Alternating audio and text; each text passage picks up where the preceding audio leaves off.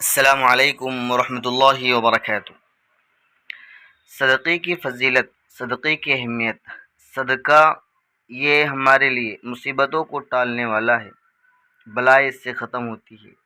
اللہ کے رسول نے فرمایا کہ صدقہ اللہ کے غصے کو ٹھنڈا کرتا ہے، بری موت سے بچاتا ہے اور 70 قسموں کے بدترین ہلاکتوں کو دور کرتا ہے۔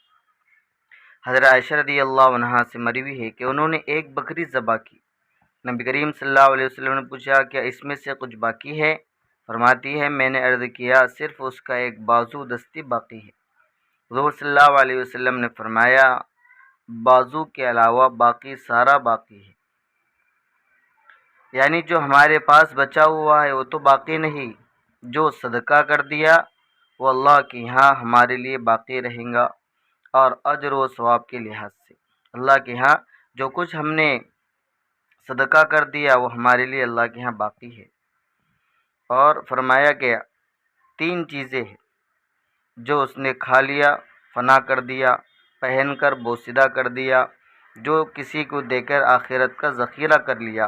اس کے علاوہ جو کچھ بھی ہے وہ جانے والا ہے، اس کو لوگوں کے لیے چھوڑ جانے والا ہے۔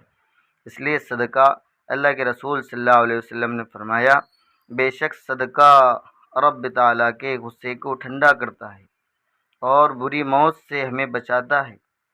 حضرت انس بن مالک رضی اللہ عنہ بیان کرتے ہیں رسول اللہ صلی اللہ علیہ وسلم نے فرمایا بے شک اللہ تعالیٰ صدقہ کرنے سے 70 قسم کے بدترین ہلاکتوں کو دور کرتا ہے۔